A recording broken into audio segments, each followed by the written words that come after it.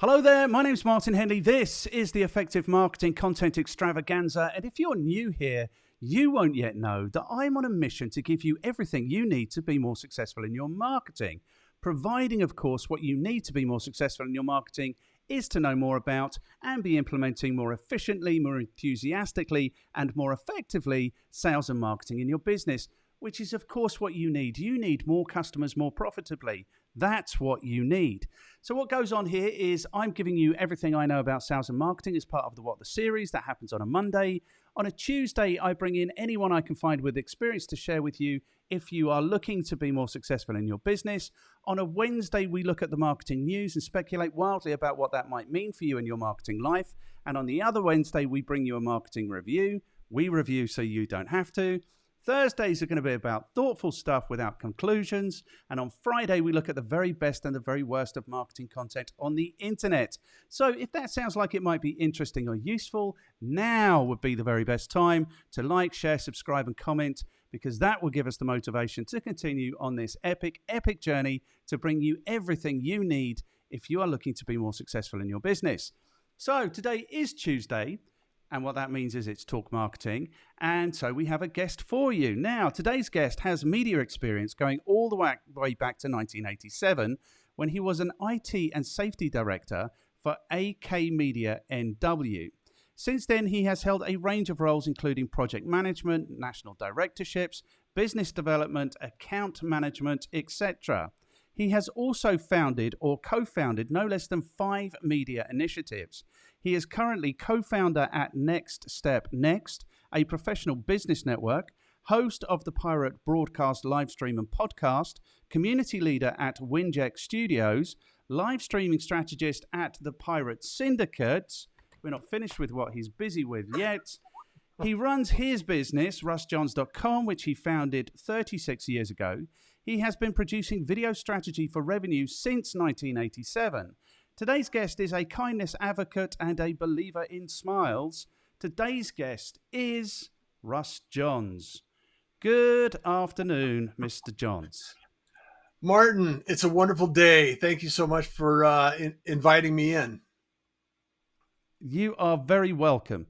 Well, you kind of invited yourself in, to be honest, Russ, in your very kind and gentle way. Well, and that's a little bit about how, it works when we're talking about the subject we're talking about. Marketing, media, we have to sometimes take the initiative to put ourselves out there, right? Yes. No, I mean, I think we also, if we're interested in marketing ourselves, marketing our businesses, we have to just put ourselves out there. And that is the way it happened. I'm not entirely clear if you are, I'm not entirely clear on anything. I'm not entirely clear if you are part of this Experian mob, the John Experian mob. Are you associated with that? Because the way this came about is Gillian Whitney, bless her, pulled a clip out of my conversation with her about the fact that nobody in America can pronounce the word niche correctly. It was very funny. It was very cool. You commented, we got chatting. Here we are, like a week later. Are you part of the John Experian Massive, or is there another? Well, I've had John on my show, the Pirate Broadcast, and we've had a long-term relationship. I'm involved in LinkedIn. However, I'm not directly connected with his tribe. However, we go back and forth. And in fact, I just was messaging him earlier today about a subject about the iPhone app in LinkedIn. So, okay. I have a huge appreciation for what he's doing and all of the things that he shares in LinkedIn in the community. It's phenomenal. So, yes. And the conversation I had with him was incredible. It was a really, really cool conversation. And the proof is in the pudding, we say, in the UK. Because when he said, speak to these 3 people, immediately all 3 of those people were like, yeah, 100% we'll do this for you. And then since then, other people have kind of come, So I think you might be the 5th or 6th person I've spoken to because I had that conversation with John, which is testament to the way this works. It's testament to John walking the talk that he talks. It's testament to how this thing works when it works beautifully well. It really is. So you're right. I think if you're going to do these kinds of things, it's just a question of putting yourself out there. And this is what I like about this. I don't know if this is the case, but this is kind of like a universe-led thing. Like, I haven't thought in the last 70 episodes, I wonder if so-and-so will do this for me, because I make everyone recommend a couple of people. It's kind of universe-led. So the universe is taking it somewhere, and I've got no idea where it is. And I'm a control freak, so it freaks me out that I'm not in control of this thing. But I'm really enjoying the way that it's working. Well, it's kind of like the water coming down a river. It flows, it ebbs and flows, and there's always going to be somebody that is interested in having a conversation like Yeah. this. You have great conversations. The topics that you're bringing up, I always enjoy and appreciate.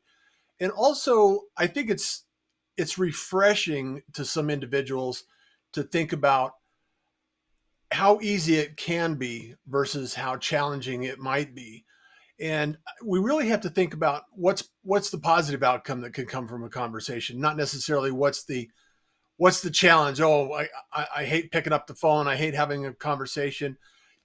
I'm one of those individuals that talk to somebody in a checkout line, and I've always been curious. Keep that curiosity flowing, because it's always great to be able to have that conversation with anyone, because you don't know where that's going to take you. You don't know who you're going to meet or what's going to happen next. No, 100%. And I am also one of those people. I think it's really like, I'll have a conversation. Because when I started in sales and marketing, I was cold calling on the phone, selling media. I was maybe 6 or 7 years behind you. It was like the early to mid 90s. Mm-hmm. And I was cold calling people.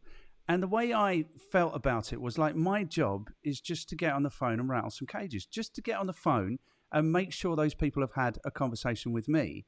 And the mission was always like, if we challenged it and they absolutely had no need for what I was selling, I would commit to call them within 3 months. And my mission was to make sure they recognized my voice on the phone 3 months later. So literally I would call these people 3 months later and they're like, oh, Martin, you said you were going to call, without me having to introduce myself. That was kind of my mission. So not only will I have a conversation with the people in the queue, but I also want to have an interaction with the person behind the counter. I want to, like, as part of the way that I live my life, I just want to affect people. Do you know what I mean? I just want to like maybe just wake people up a little bit. Like, and when you do that, it's kind of like, no, I'm a person, you're a person. It's like we're going through the motions all day, every day. I'm in the queue, you're on the counter. Wait. But wait a minute, I'm a person, you're a person. So if I can crack a little joke or get a little smile, or that's just the way I lead my life. But this comes to the thing that I want to talk to you about before we talk about the thing, is like your kindness advocacy and your believing in smiles, like, because it says in your tagline, doesn't it? Kindness is cool and all these things. Tell me about that. How did that come about? Why do you feel the need that you have to pronounce that? Why do you feel the need you have to pronounce that? It comes from actually tragic circumstances. Up until 1987, I was a professional musician. I was playing music, and I was a drummer. And then I took a 3-story fall. I fell 3 stories and shattered my arm and my elbow. And I was in rehab and reconstruction for 2 years.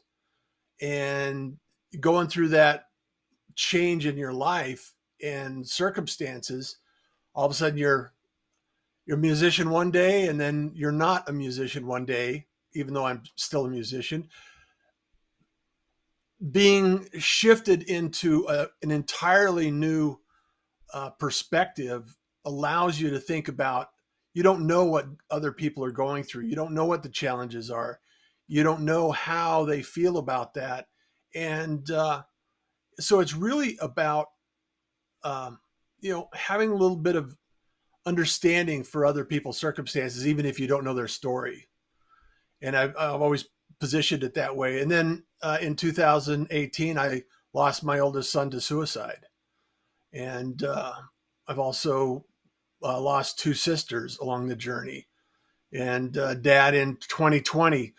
And so this series of circumstances allows me to think, okay, well, I can watch the news and get upset, or I can share something positive with individuals and share. It takes nothing to be kind. It takes nothing to open a door, or it takes nothing to take your cart back into the grocery store, or help somebody else out. And if we all did it a little bit, just every day, uh, it would be a different place. Wow. I'm sorry for your loss, man. I'm really sorry for your loss. Yeah. But the way that it landed with me is like you say, kindness is cool. The message I get is this guy is cool. Do you know what I mean? Because I'm not necessarily in the like there's studies now apparently, and they're saying that empathy is down 30%. I have absolutely no idea how they could land on that Yeah. statistic. I saw a thing maybe yesterday where they're saying that young people are only spending half as much time actually face to face with other young people than they might have done previously. So I think I'm going to join you. I think I'm going to put this like you have in your email signature, in my LinkedIn headline. Kindness is cool, because I think it's got to the point where it's not enough to observe this anymore. I think we have to pronounce it. I think we have to be reminding people at every opportunity that kindness is cool. Smiles are better than the alternative. Smiles are free. Smiles are free. Yeah. Wow. So I I had mean, no idea do this that was. experiment. Do the experiment, Martin. Next time you're in a public place, just start proactively look at somebody as they're coming toward you, and start smiling at them, and see if they return the smile, Yeah. and see how many free smiles you get out of it. Because Yeah. not everybody's in that mindset, and not everybody's willing to acknowledge everyone in public. And it's just fascinating to me, and I'm always curious about it, on how we can actually improve our circumstances by having a little positive attitude, and not expecting anything in return. I can't do that experiment because I am not a. What am I not? I'm not a. I am a corrupted sample because I do that. I don't walk past anyone without looking them in the eye and engaging with them, and I never have done in my life. So I've been getting all those free smiles forever. But I would advocate that recommend that anyone in their lives just does that. Like, Yeah. lift your head, look at people in the eye, give them a little nod. I've got this silly little smile. I'll tell you where I learned this. At the very beginning, just after I got thrown out of sixth form college and before I went back and got my A-levels and did it, I used to work digging on the roads. And Mm-hmm. when we were digging in the roads, all the other guys were like, "Oh, lovely," like this, like catcalling in that horrible way. This was at the very back end of the 80s, so it was a Yeah. long time in their defense. And I just developed this silly little smile like this, and I would get like a really nice smile from the girl, even though she was suffering this horrible abuse from these guys. Yeah. And I've just got that still. So I would 100%, I would recommend that to anyone. Engage everyone that you encounter, because the reward is massive, and I say good morning to, I say good morning to everyone until it's not morning anymore. I do that every single day, and I get all of those good mornings in return. There is something else that we need to speak about before we have the conversation that we're here to have, which Yeah. is your beard, man. It's massively impressive. So the award for the most impressive beard went previously to Andy Gwynn. Andy Gwynn is in Spain. Uh-huh. And I mean, we have reframed this, so we are really experiencing the magnificence of your beard. I think I feel compelled, like we need to know who is who has come with the most impressive beard. Is it you or Andy Gwynn? So I don't know if there's a measurement or something. I'm speaking to Andy Yeah. later this week, so we can check in with him and see where he is. But I think you might have usurped Andy Gwynn as bringing us the most impressive beard. Well, I appreciate that. And, it's become part of the brand when you go to a in-person event and I walk into a room, and if I'm connected on LinkedIn or social media of any kind, people come up and they know who I am. So it's part of the Yes, process.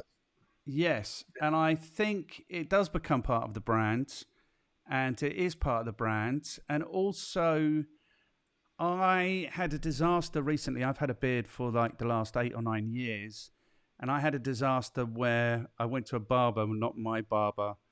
And I was saying to him, I like to have a square beard, and I don't have a tash because I take surf photos and I wear a mask in the water and blah, blah, blah.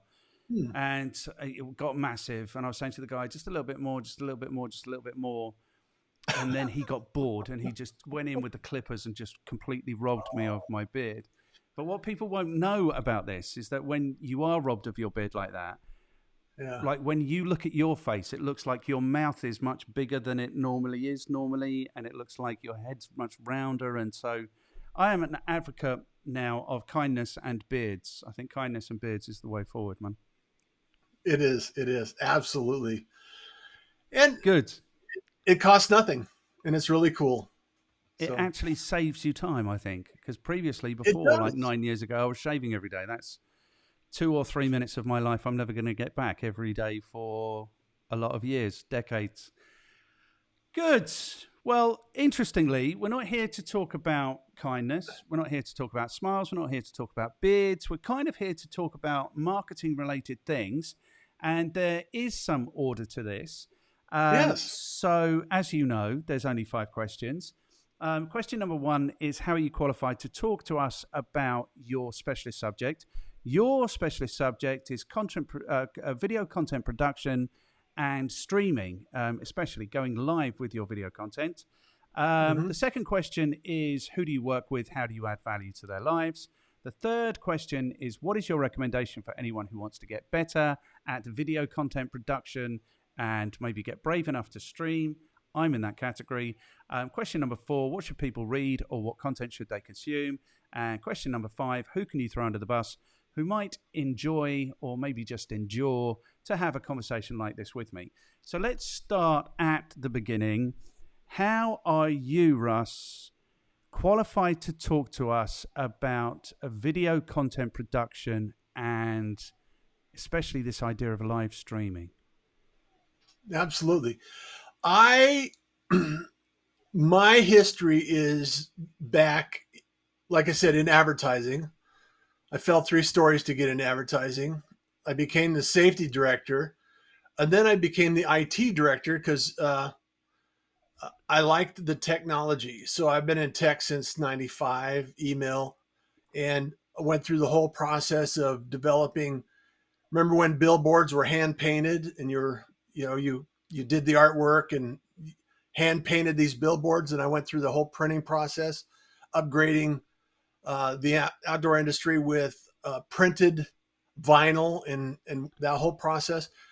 And then in the radio business, I was also involved in the radio business and ran radio stations where we were live streaming high school varsity sports and events, semi-pro teams on podcasts, on podcast production, and streaming it live to AM radio. And so through that process of figuring that technology out well over a decade ago, then I started teaching podcasting and streaming video then. And so I've been doing this for over a decade and figuring out systems and solutions and how to connect, the tech and the cameras and everything that needs to be done in order to accomplish that goal.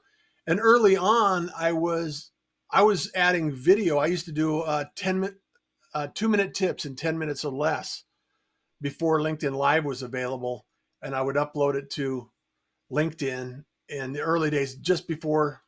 So I've been streaming, creating video, and adding video to LinkedIn since it started.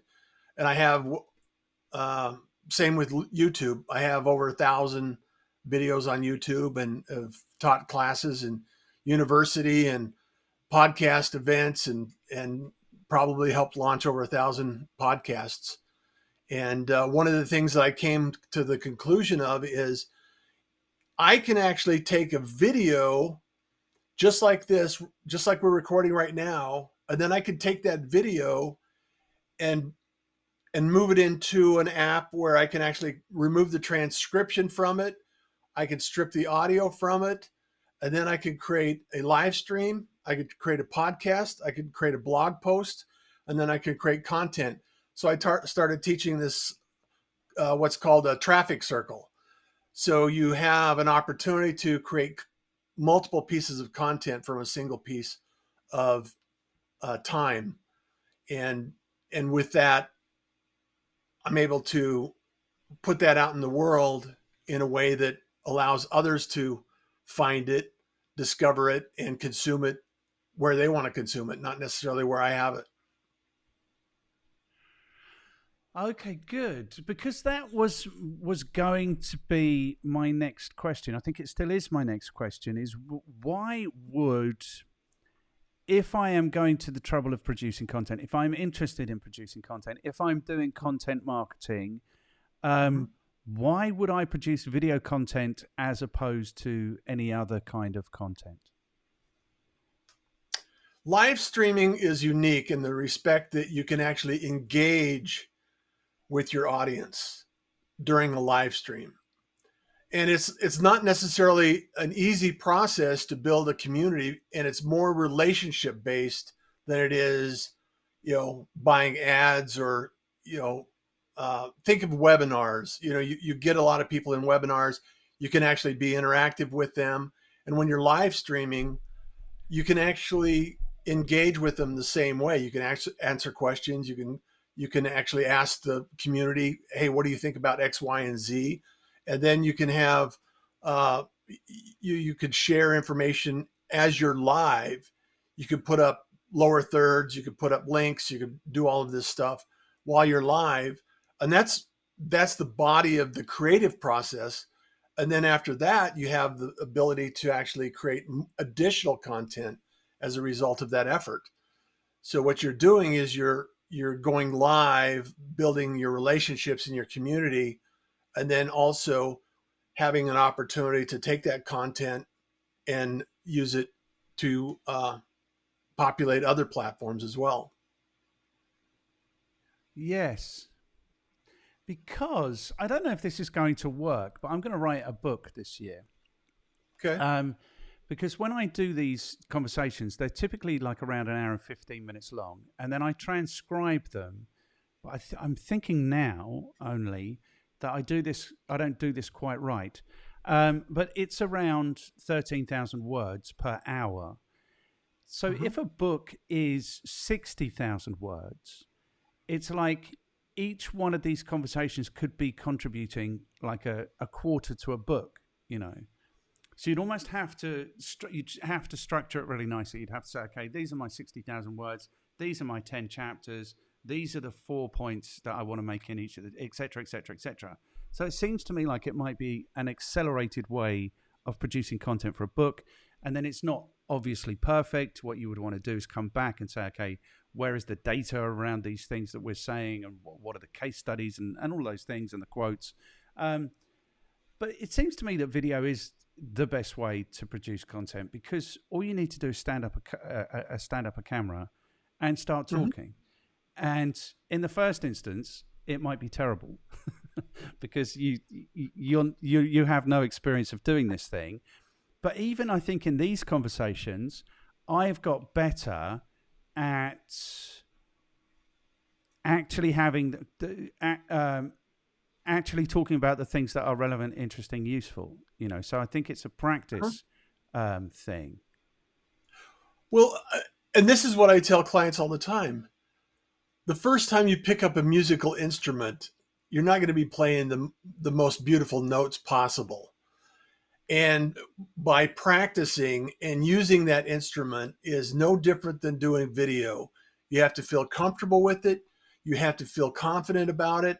And then the only difference by being, a starter and being somebody that's actually building your community and your network and your relationships is practice, putting yourself out there and making it happen. And that's exactly what you're doing. And as it relates to the book, alternative, I'll give you I'll plant another seed here, is you could take a number of conversations that are related, and you could write a book about, here's 4 conversations that I had relating to video marketing and live streaming. And then you take that content in a single subject and you accelerate that into a logical sequence of words, and that's a book. And you could do that. How many episodes do you have? You have, 100 episodes, 200 episodes? I think you're number 94. Okay, 94. So throughout that 94, you probably have single subjects that you could categorize and allow that to take place. And then you could actually do a narrative in the front. You could actually preface that. You could say, this person talked about X, Y, and Z. And then you could actually talk, then insert the conversation that you had and allow people to listen in and learn directly from that. 100%.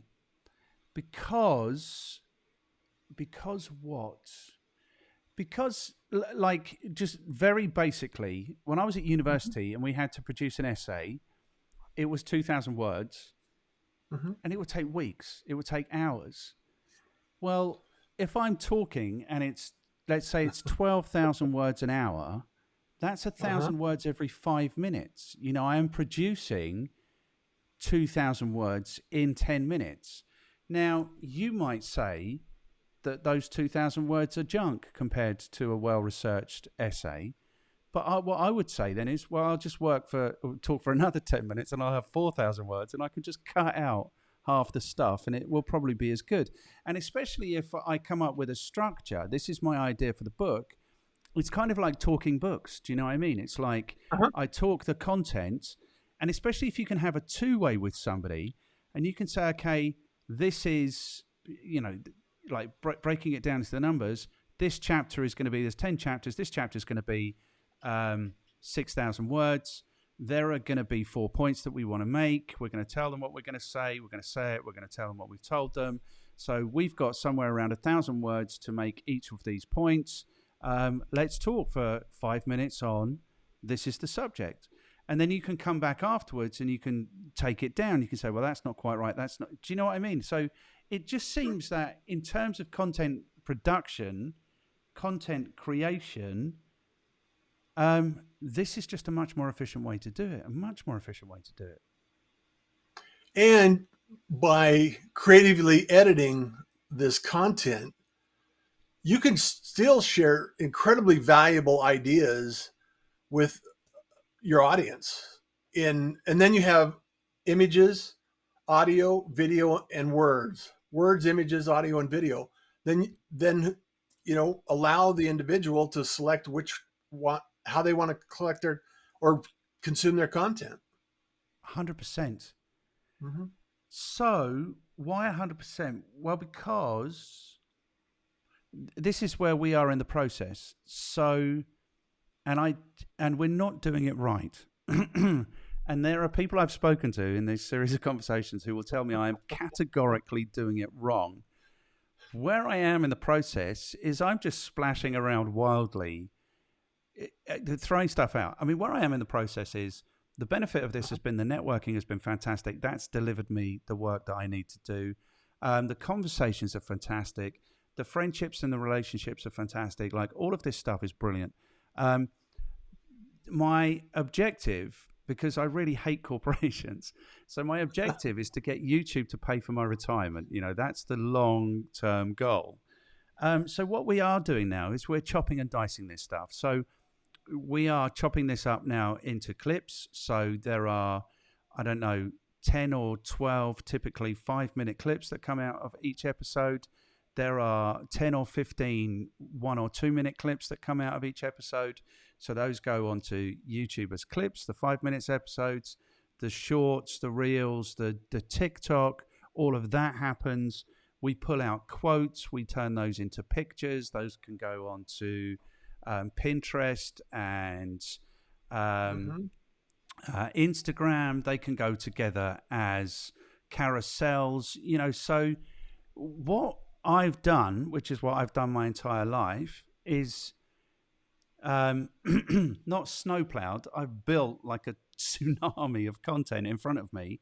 But that's nice as well, because now we can look at the 10, 5-minute clips and say, we don't need 500 5-minute clips. Which 2 or 3 of these are the really interesting things, Yeah. And so this is how content happens most easily for me. It's like, here's the thing someone said to me right at the very beginning of my business in 2005.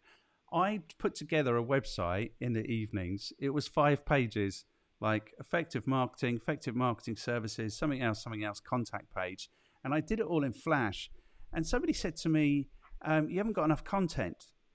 And I said to them, well, I couldn't possibly conceive of what else there was that I could possibly say. And hey ho, here we are, 17 years later, and I am putting up tens of thousands of words a week on my blog. Literally half an hour of the series, an hour and 15 minutes of this, half an hour or an hour of news, or a half an hour of review on a Wednesday. The thoughtful thing I want to talk to you about on Thursday, the looking at the very best and worst, the reviews, the reacting to marketing content on a Friday. I'm putting up tens of thousands of words a week, so yeah. It just seems to me that this is the most efficient way to be producing content, and it gives you all of the content you need in whatever format you need. So how are people explaining what you might not be doing as effectively as you could? Me? Because you said that somebody said that you weren't doing it correctly. And I was like, what does that mean? Yeah, well, the person who would have the biggest objection to the way I'm doing this would be Barnaby Winter, because Barnaby Winter talks about, I can't remember his exact words. He talks about, what does he call it? He calls it the lie or the myth of broadcast media, that you need to let everybody in the world know what you're doing, like the gross inefficiency of that. He says, like, if I've got 9 things to sell, I only need 9 people on my website because they will all buy it. So he is about that hyper efficiency, whereas I 100% buy into that. If I'm marketing something for a client, God help me, I'd never have to do that again.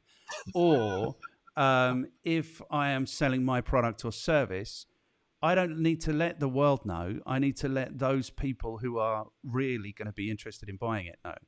But because I'm marketing this, what I'm marketing is content, I have decided that I have to do everything.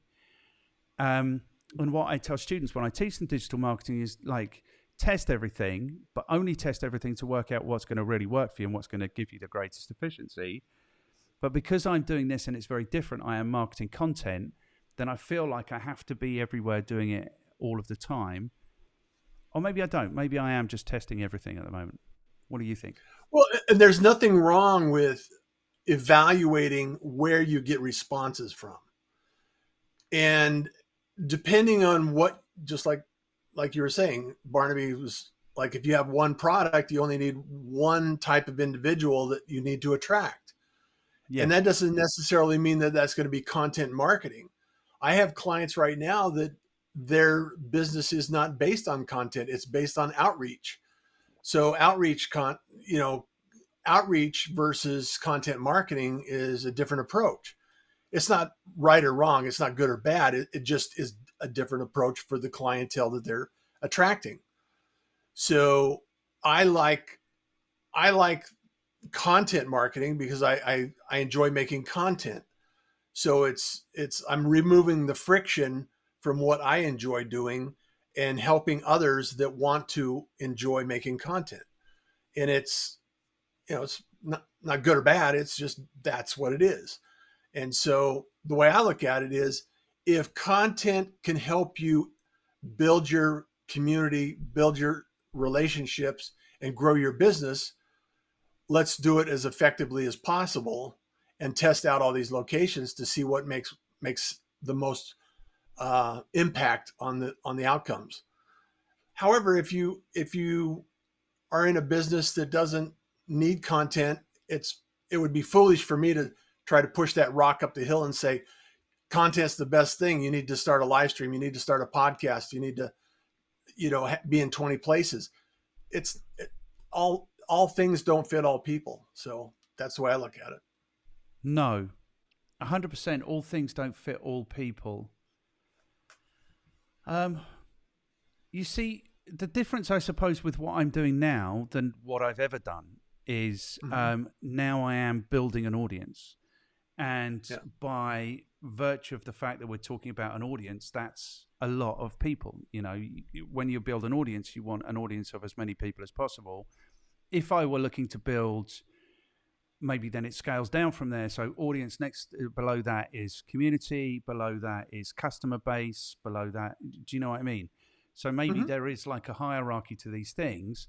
But I don't care. I'm blessed. I'm in the position to do this. Like the objective is 2 objectives, like both rooted in a horribly negative thing that I really don't enjoy corporations.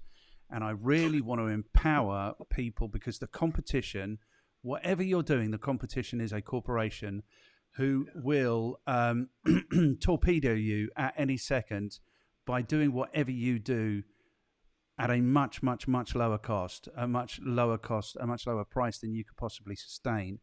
So that is my mission. And then selfishly, what I'm hoping is that one of those corporations will pay for my retirement, so it's kind of beautifully poetic. It's not framed tightly enough. It needs to be a little bit tighter. So I say, I want you to be more successful if you're in your business, in your marketing role, but I don't really communicate what that is. All I think is people need to know how necessary marketing is and sales. You're not gonna be successful without those things in a traditional business. How easy it is, and how much fun it is. That's what they need to know. And once they know those 3 things, and I'm here giving them answering all the questions, then I think that will be the mission. It feels like this has become counseling for me and my situation, but I think that's perfect. If you're cool with that. Well, I'm totally cool with that. And I enjoy these conversations because I believe they can add value to somebody that's listening in, and maybe trigger some new ideas. Because one thing I was thinking about as you were explaining that, Martin, is how would you describe marketing in 1 sentence? Okay, so marketing is the investment you make in finding, winning, and keeping customers profitably. That's not quite right. Sales and marketing is the investment you make in finding, winning. You see, now Barnaby would be upset with that as well. So sales and marketing is the investment you make in finding / attracting, winning, and keeping customers profitably. That's the definition. So could you also imagine that that's increasing your authority, your visibility, and your thought leadership in the marketplace as a whole? These are potentially tactics that you would employ in marketing. But then there are other people like Simon Bowen, really doesn't like this idea of thought leadership. So okay. I'd get into trouble with him if we were talking about thought leadership. This is the other, because what we're talking about is the benefit of video marketing, video content production, video, all of these things. Simon Bowen is a walking legend. He is unbelievable. He is a sage. and he's got this thing that he calls the visual models method. The conversation we had started that essentially a business is nothing more, or there's two functions of a business. One is to produce quality thinking, and the other is to produce quality influence. And he just frazzled my mind with this thing. But it comes to the other benefit, I think, of video marketing. It comes to the other benefit of what I'm doing. For what I do for money is stand up in front of groups of people and transform them to be better in whatever aspect it is that we've been given that 5 days to talk about. So the other way that this is working amazingly for me, because I think what I'm hoping to communicate today to people is the huge benefit of video marketing, is there is stuff that I know or I don't know I have to research. That's the stuff that I share in the What the series. Mm-hmm. I get the opportunity to speak to people who've done this like you for 35 years, So there is stuff that I am receiving. There's stuff that's going on every day, the news, and stuff that's going on every day, the tools, the difference, the ChatGPT, or all of this stuff, which we cover in the news. There's the stuff that other people are putting out there, which is the content on a Friday, reacting to the very best and the very worst of content on the internet. The new thing that hasn't quite happened yet, I'm going to call Thinking Out Loud on a Thursday, which is where I just look at all of this stuff and try and work out how it goes together. So the first episode will, if the universe plays ball, go out on this Thursday. And the subject is objectives. The subject is, what am I trying to do? Or what are you trying to do in your business? So I've put up a video about marketing objectives in the What the series. I've put up a video about smart objectives. This is the way we do it. But in these conversations, it comes up often. And so I'm pulling those clips and reacting to those. So more than this just being the most efficient way to produce content, more than this being the most effective way to build an amazing network, more than all of that, this is becoming like a thought development kind of a process. And if Simon Bowen is right, I suspect he's right about everything he's ever said in his life. My business, whatever my business is about the quality of the thought and how I influence the world, So I'm talking way too much, Russ. Well, and so I want to pose this question, and this can go to Simon or anybody that I might offend along the way, is that in business, let's take marketing. There's a lot of people that are marketers out there. And one of the differentiators that we find is that there are people out there that enjoy working with people they know, like, and trust kind of idea. And I think it's more about do I want to work with this individual? And so if you have a dozen marketers out there and I'm the only one that's putting out video and you're the only one that's putting out video, that accelerates the ability to see the personality behind the business. And you have an opportunity to put out your personality and put out your ideas, the big thoughts in the conversation, and people show up and you attract people that want to work with you. It happens all the time. Almost all my revenue is relationship based or referral based. And that is a lot in part, I believe, as a result of creating content and putting myself out there and producing some body of work that people can relate to or understand who I am. 100%. So what we're essentially talking about is the benefit of video content in marketing. And this is 100% true, is that you communicate more. So you communicate your personality, you communicate your presentation, you communicate all of these things. So when I was running the Effective Marketing Company as a marketing agency, I would get video testimonials from my customers. Like if they suggested that this was, even for a second, suggested this was going halfway right, I would have my phone out and I would make them say nice things about my business. And then what you're communicating? Say something nice. Yeah. But then what you're communicating is the personalities that you work well with. You're communicating the issues that they're having in their business. Like they're telling you, so it's a beautiful little feedback. Like they're telling you, this is what you were doing that got us to engage with you. They're telling you the most valuable things that you've done, but they're telling you and they're telling your audience.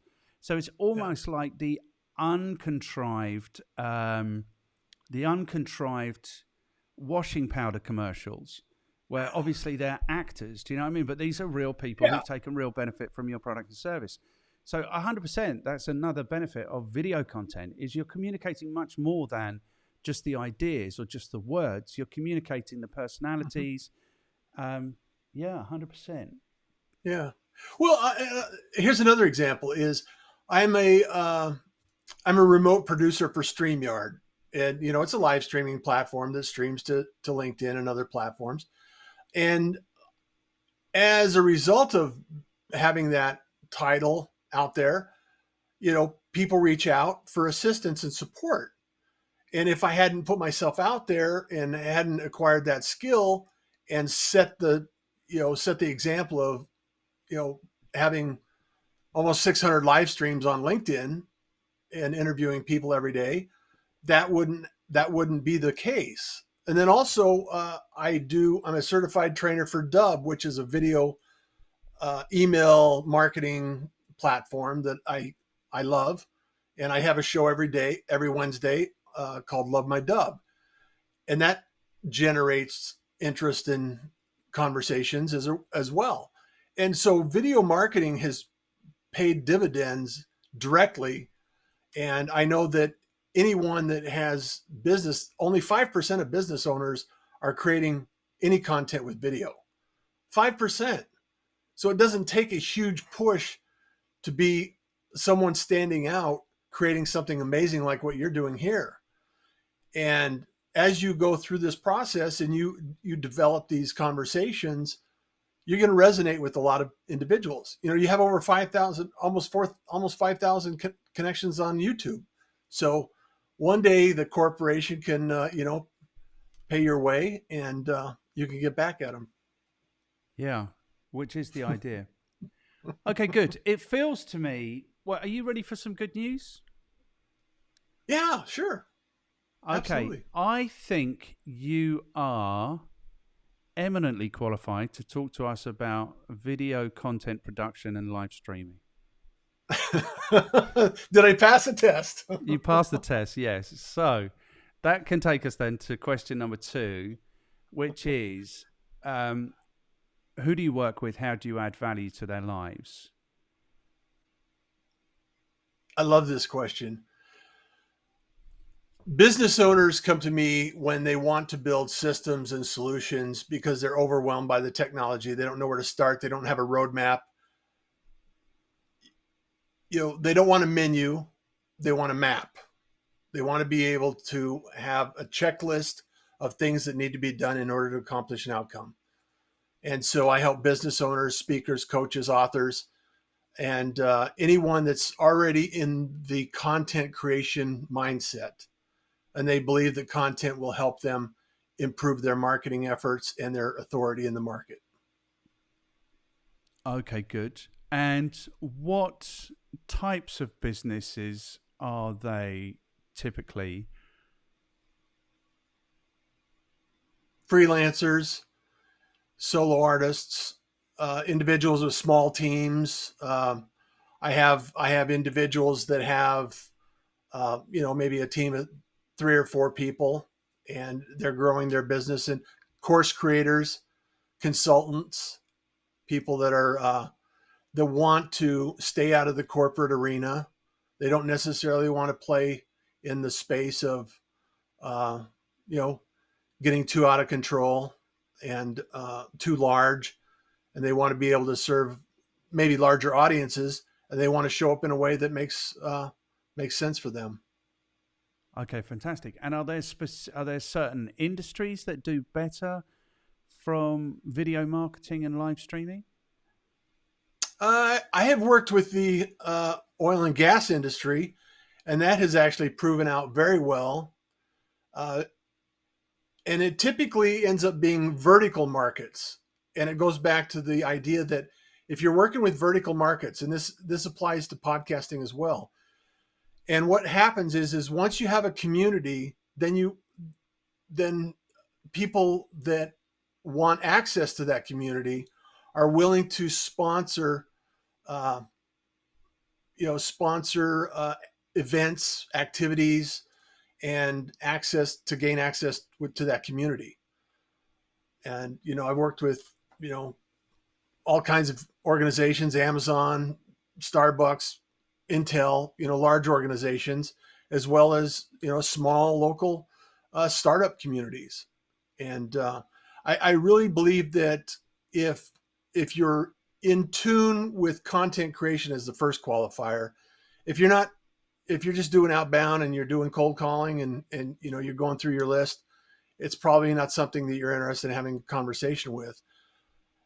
And I would love the opportunity to share some of those ideas with communities and build communities.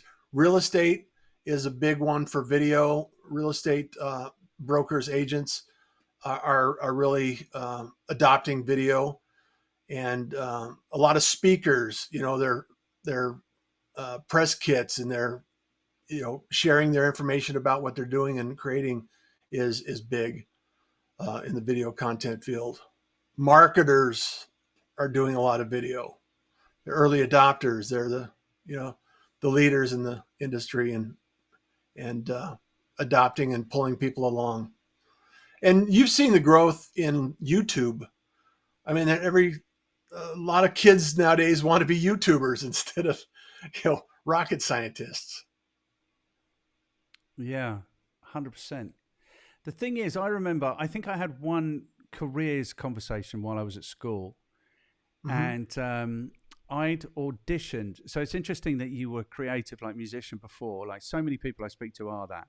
But I'd auditioned for like the BBC to play Oliver Twist, and famously they rejected me because my cheeks were too fat. So in this careers interview, I said, look, I want to work in television. I want to be on television.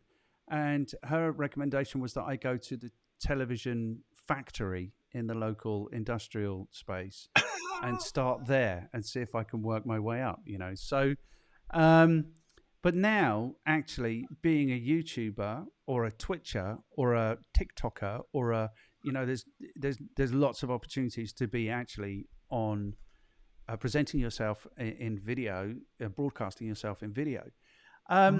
But it strikes me that there is a process to this, or there's steps to this.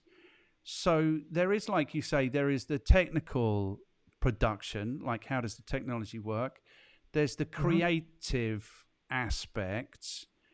And then there's probably the marketing aspect, which is, how do I actually be speaking to people?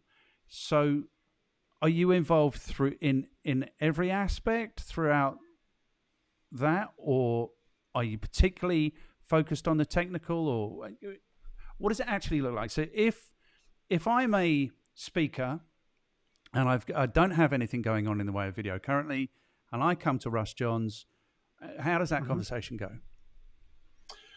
The conversation goes much like this. I have a strategy session with you.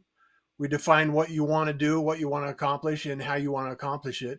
And then we decide, okay, based on that strategy, let's develop a program for you. What resources do you have? What are your ideas? How frequently? How often do you want to do this? And I will start from a 5-hour block of coaching to becoming your producer full time and managing all of the aspects of the behind the scenes, notifying clients, notifying your guests, everybody that's involved in that. And this has a story behind it too. I want to come back to that. And so I've produced shows for large organizations, and not everybody is willing or able to budget for that. However, what I like to do is make sure that you have the foundation and understand, why are you doing it? What's the end goal? What's the result you're looking to accomplish? Just like you're going through. What is it that you want to accomplish with this content creation process?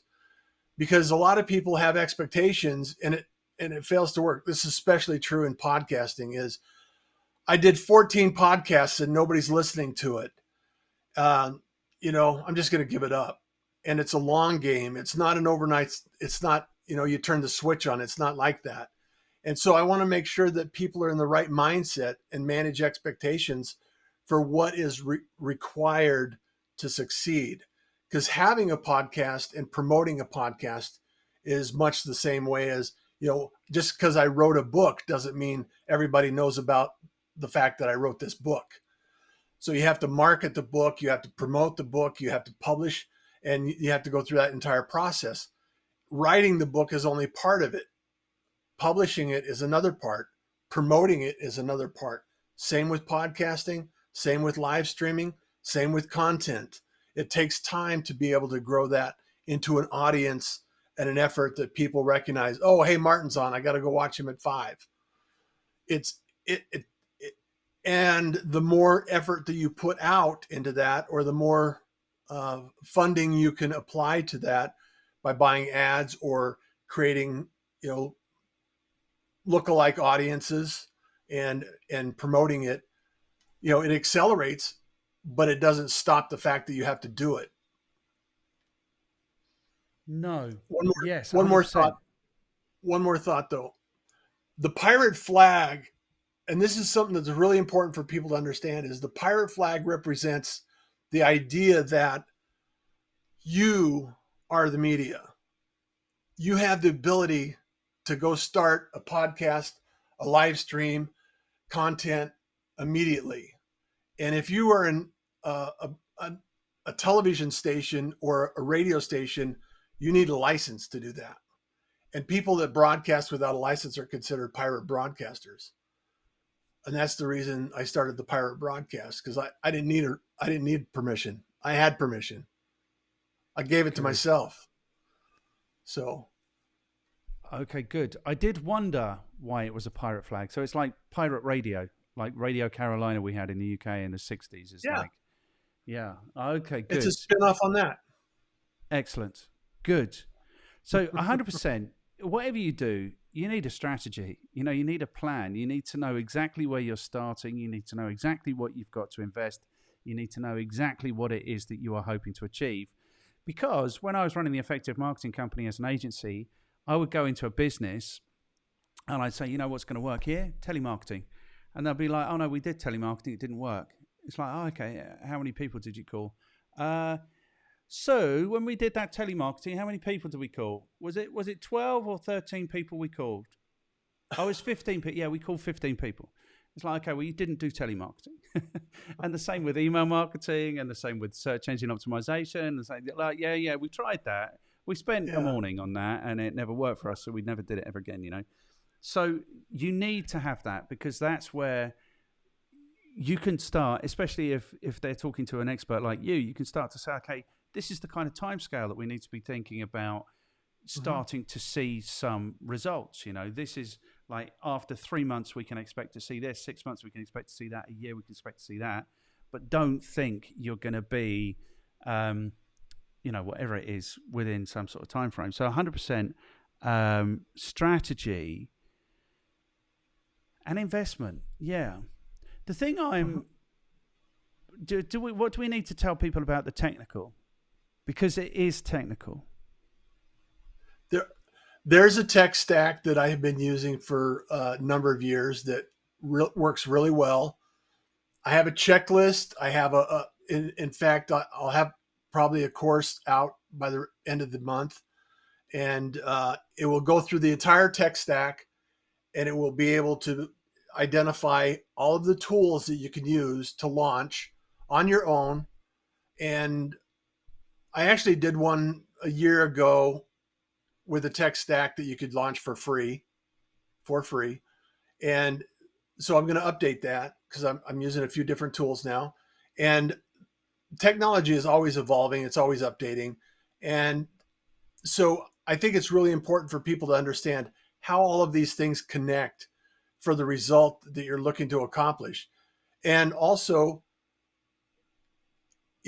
depending on your goals and the outcomes you're looking to accomplish, it will determine a few variations of how you use these tools. So that's where the strategy comes in. Okay, there's the tech stack. I can hand that over to you. You can take the course and go through that and sign up for accounts and on your merry way. Or you could think about the strategy as like, how am I going to use this tech stack to apply it to my community? And how am I going to test and evaluate the results so I know that I'm making progress? So that's part of the equation that you need to kind of, it's nice to have somebody like the pickle can't read the label when it's inside the jar, right? You kind of like, you have to think about, okay, if there's somebody that's been a little further ahead of me, how can I find somebody to accelerate my goals? So. Okay, good. So that will be your headline. The pickle can't read the label on the jar. Because I think like it is technical. Like, and if I look back at some of these, like the first interviews I had were just appalling. Like the lighting was appalling, the sound was appalling, everything. And it's not because I wasn't trying. I was trying. And for fun, I take photographs. So, so for fun, I know about these things, invest in these things. Like for the longest time, I was a weird orange color. I don't know how orange I am today. So, it is difficult, but I think it doesn't need to be difficult. Like with your phone and a tripod and a microphone, you can go out and experience the best light in the world, which is just outside all day, every day. Like maybe on a consistently overcast day, that's the best light you're ever going to experience in your life. Yeah. You can be doing this really easily, but I think you're right. Again, it goes to this idea of strategy. It goes to this idea of what are you trying to achieve, and what do you need to invest to get there, I think. So tech is really interesting, but it's not the barrier that it used to be. It really depends on what it is you have to invest and what you are trying to achieve. And I recommend that people don't go out and spend a lot of money on their tech, on their hardware, until they understand what they're going to accomplish with that. Yes. Because you take it in phases and stages, and it's really not necessary to, you have a really a wonderful mic, the SM7B is a great mic to have. And there's opportunities to always improve. There's you can always upgrade and everything else, but ultimately you still have to get the creative process down where you're comfortable with that. Yes. And this is my mobile recording studio. This is because now when I go and do actual work, I'm still going to stand the customers up and make them do testimonials. So I've got 2 of these little tripods. They cost about £10 each.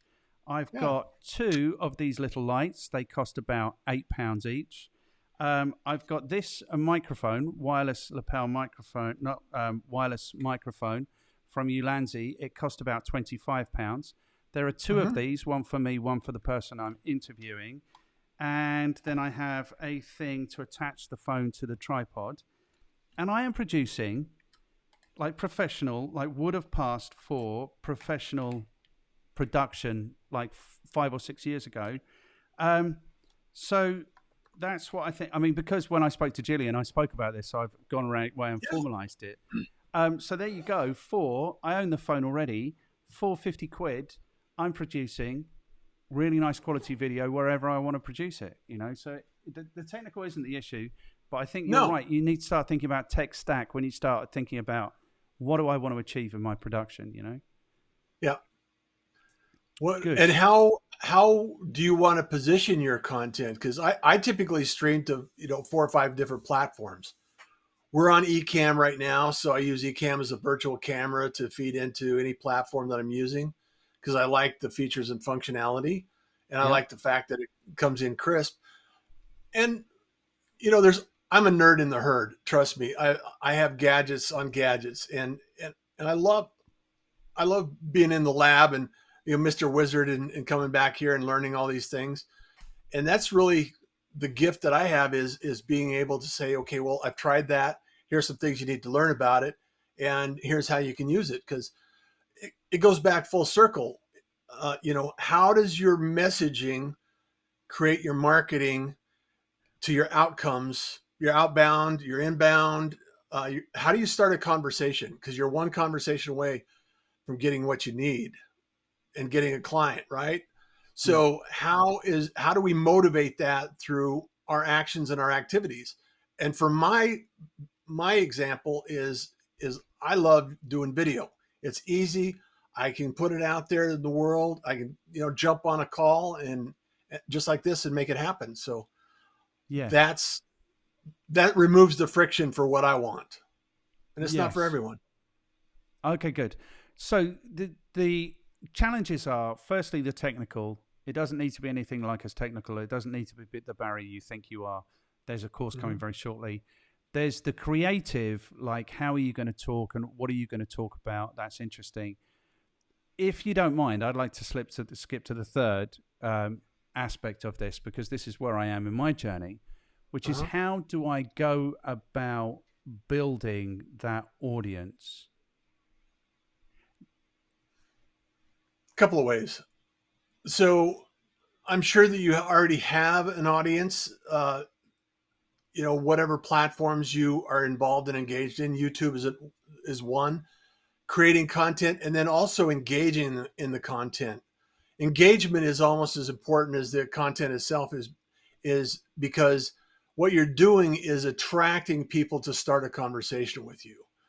And as you go through this process, just like I'm on board, I'm going to take this content, I'm going to go share it out. Not everybody does, and not everybody has, time or effort or interest in doing something. And so if you can actually start building, and I recommend taking people off of social media and start building a list. And so I have a couple of lead generation opportunities where I can actually, from the live stream, I can take them to book a call with me. I have a short, sweet, bookruss.com. You can go there, book a time, or you have an opportunity take a free mini course learning how to podcast your brand and generate that. So anytime you have an opportunity to create a journey for people that is going to take them, because there's 3 stages. There's people that'll never do anything with you because it's just not in their wheelhouse. They're just in a different world. There's people that don't have enough information to understand what you do, and they're going to consume your content and find out if they want more. And then there are the people that are your favorite fans, like Kevin Kelly's 1,000 True Fans, and you can create a very legitimate business from that if you have a journey to take them on and an opportunity for them to connect in addition to what you're creating here. So what I recommend for people to do is, okay, what is the journey you're going to take them on? What's the story arc? What's the opportunity for them to consume more of what you're doing? And like, comment, and share on your YouTube channel is one opportunity. And then engaging them on YouTube so you can actually learn who they are, go like their stuff, go follow them, engage in conversations. I also use text messaging. I put out a text message every morning to what I call the kindness crew. So this kindness crew receives a text message, a motivational, inspirational message every morning. And so those are touch points. It's just like Coca-Cola has end aisles in grocery stores, and they have events like, they sponsor things. So they're showing up, they're touch points. And you have to create touch points in your live streams and your content as well. Okay, cool. So really it's about showing up. It's about producing the content. It's about mapping out a journey that you can take people on. So that's interesting. The one thing that frazzles my mind, it really does frazzle my mind. Like when it comes to a service like Google Ads, for example, I was there in 2006 when we were getting penny clicks, and it was literally like turning on a tap and you could have as many customers as you'd like. It was beautiful. It was wonderful. I benefited, my customers benefited, everyone benefited.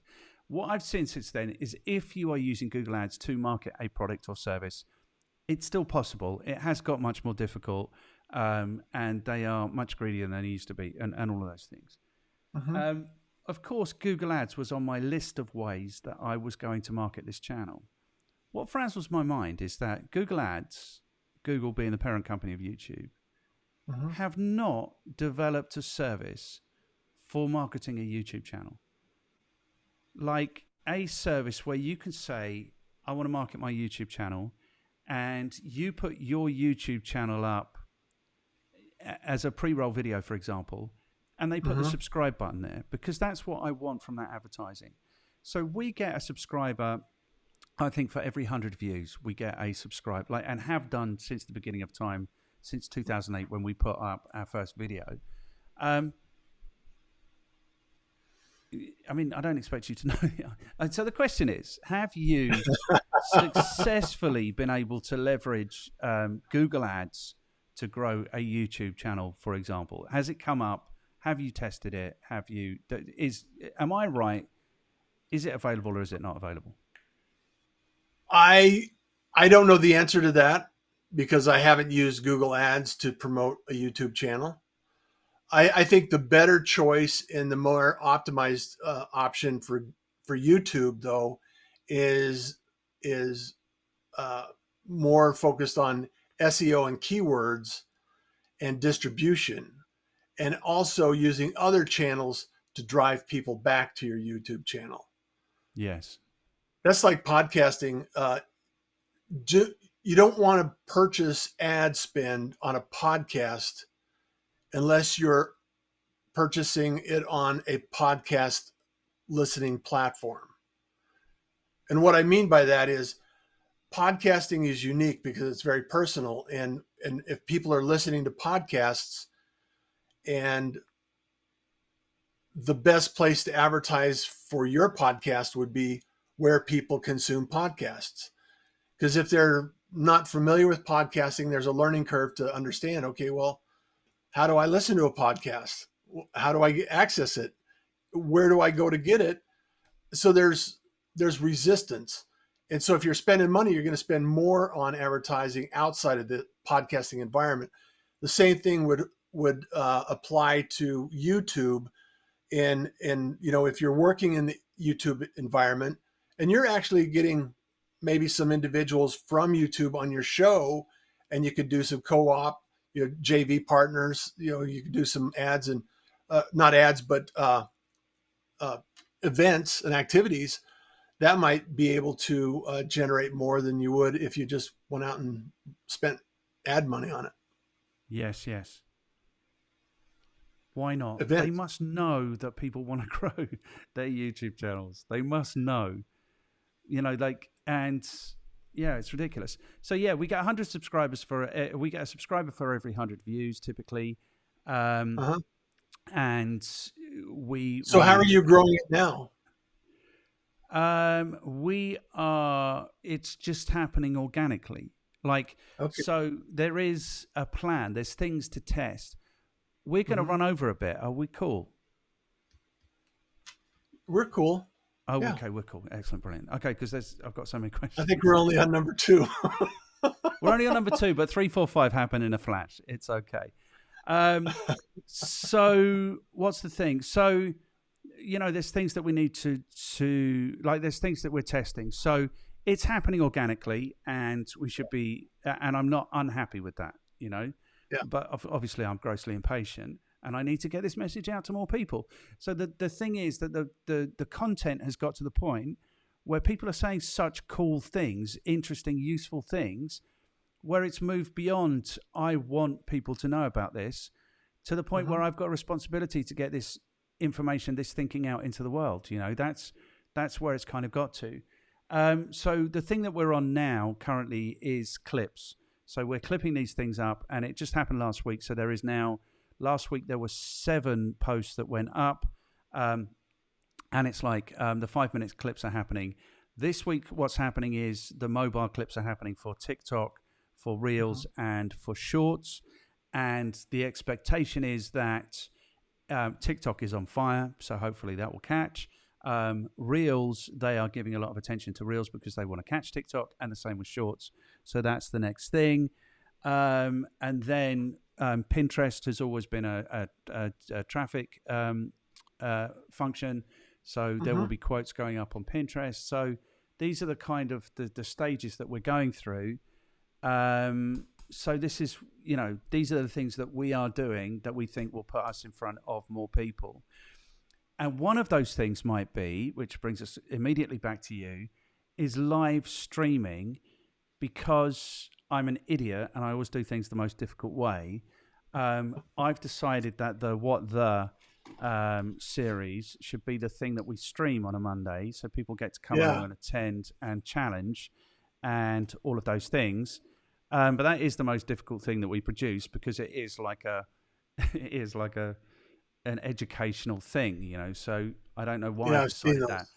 So the question is there a benefit? Will YouTube reward us if we are live streaming, as opposed to, because obviously they want people live streaming? Stories are the quickest way right now to gain visibility on YouTube right now. They're really promoting stories more than live stream. However, I know live streamers that have built a huge community, just like Twitch communities and on YouTube. So live streaming, going live on there and having conversations, it goes back to the equation. Put it out there. Don't expect everybody to show up at once. Invite people on and saying, hey, here's a link. Go get notified for the show on this day, this time, and I'd love to have you join me. And then just continue to put that out there and have people join in, start the conversation, and build up the momentum from it. Yeah. It's a journey. It's like climbing a mountain, it really is like climbing a mountain. It's slow and boring. And we're all impatient. We're all of the Amazon Prime mindset. It's yes. Well, I can't be famous tomorrow. It's like, yes, damn it.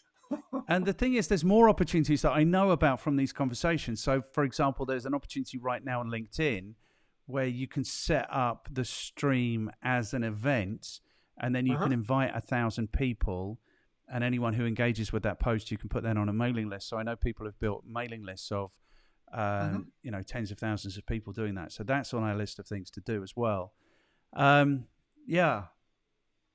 It's an amazing opportunity. In 2023, video is an amazing opportunity. And I think if only 5% of people are doing it, like that is going to be skewed to industries like marketing or whatever it is. There are industries where nobody's going to be doing it.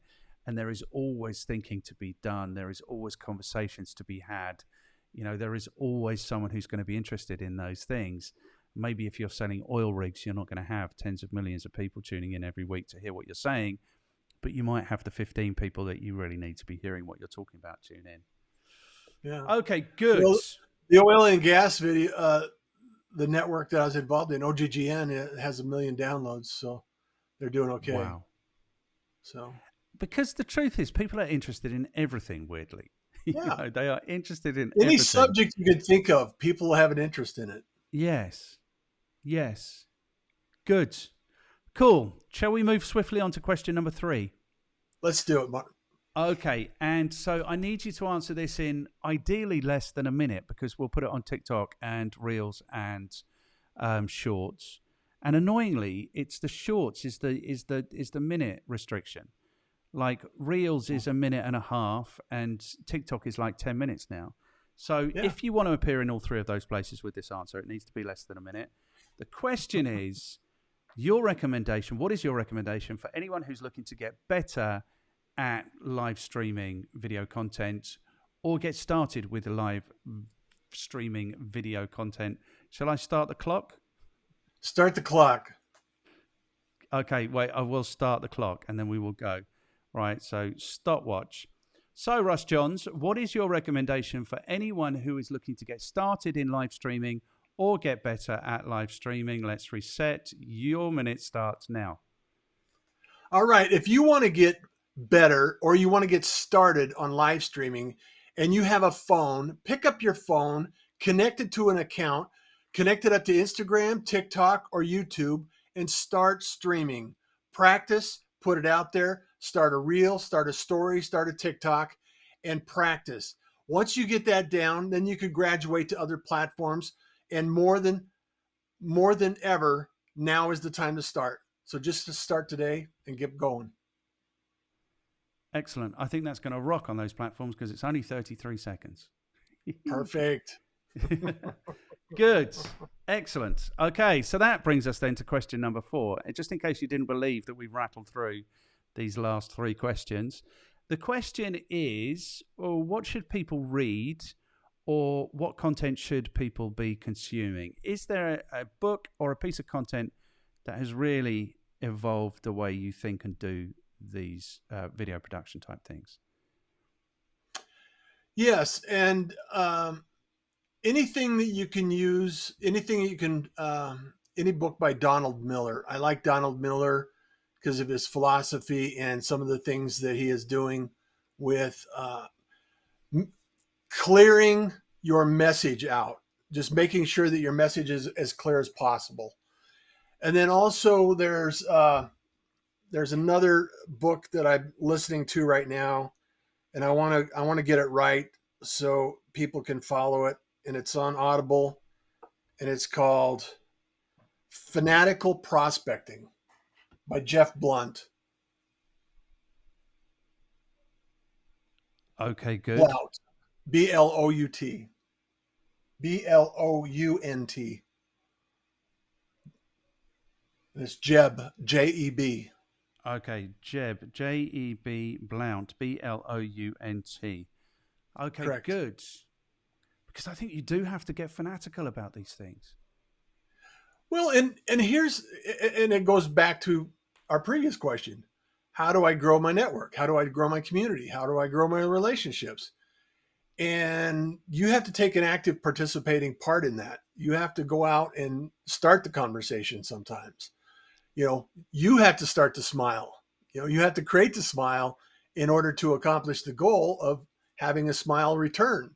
And so let's do some outreach. Let's do some prospecting and find out who's listening, why they're listening, what's of interest, and how they can actually give you some feedback that's going to help you grow and narrow your scope and focus your attention on what needs to be done. 100%. And I think it's difficult. This is why I really question, challenge, think about this idea of agency. I've done this forever for everyone. Mm-hmm. The hardest thing is doing it for yourself. Do you know what I mean? Because you kind of need somebody to look out in and say, this is good, this is bad, this is stupid. Like, how much time did you really spend doing that thing that yielded? Do you know what I mean? You kind of need somebody you need eyes from the outside coming in, and then don't be a pickle. What was that? Sorry. Don't be a pickle. Don't be a pickle. Yeah, it's really hard if you're a pickle in a jar. Perfect. Okay, good. So now I need to check in with you. And just see how you're feeling about your experience of having appeared on the Talk Marketing Show.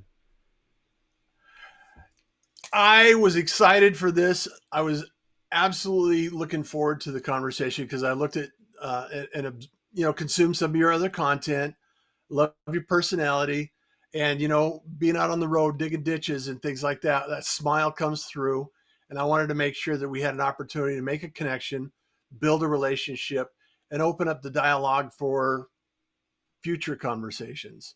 And it's, showing up, being available, and you're very easy to approach. And I like the ideas and the feedback and the positions you take, because it's not just, you came back and you pushed back and you, made me think a little bit. So it's a great conversation. Fantastic. Excellent. Good.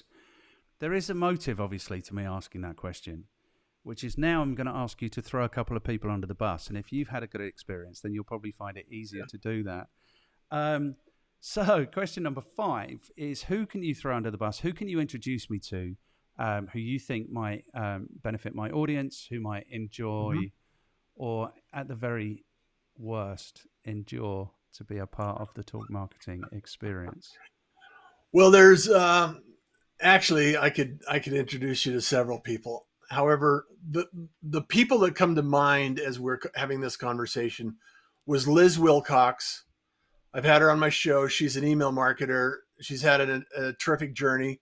She loves the 80s, and she's been building a community around what she's doing. I think it would really add value to your conversation, and provide a fresh perspective on some of these things.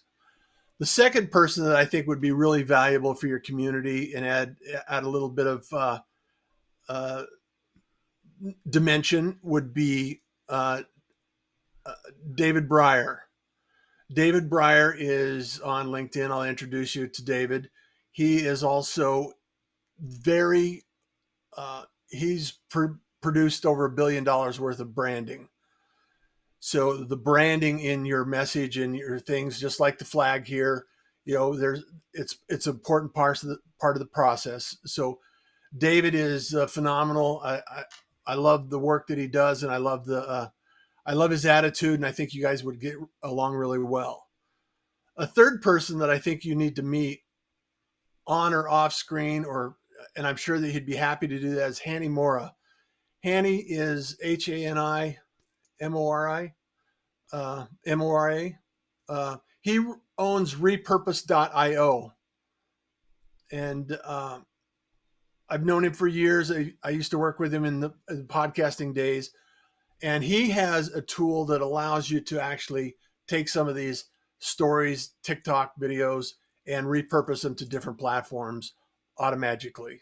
So that's a time saver that you can actually use in your tech stack in order to accomplish a lot more with the time you have. Wow, do we need that? We really need that. We really need that. Okay, cool. So if you could make an introduction to those 3 people, that would be fantastic. Absolutely. And we'll pick up the ball and run with it from there. Okay, are you ready for some more good news? More good news. There is more good news, yeah. We've overrun by 9 minutes, but the really good news is that we actually got to the end. I don't know how you feel about that. Well, it's been such a great conversation. I wasn't looking forward to the end, but no, me either. I'm glad we're here, and thank you so much for the opportunity to have a conversation. No, thank you so much. So this is all we have to do now, is we just have to say goodbye for the benefit of anyone who is still listening, and then I'll stop recording. We'll say goodbye like actual human beings. This has been such a thoroughly good conversation, such a cool info about something that is so interesting and useful for people who are looking to be more successful in their business. For me, pick up a camera, start producing video. And like, if you're not very good at it, and if you're not comfortable with it, go back and look at what Gillian said and what Vicky O'Neill said, because they've got great advice on actually what you have to do emotionally to get yourself in the state to do that. Video is such an amazing opportunity for business people that's never existed in the way it exists right now.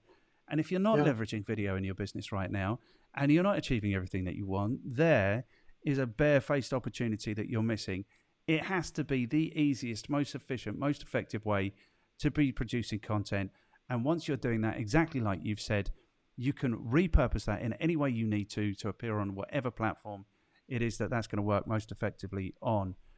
So, bless you. Thank you, Russ, for being here today. You've motivated me with this conversation. I really hope and expect that people who listen to all of this or part of this will take enormous value from it. Thank you so much. You are very welcome.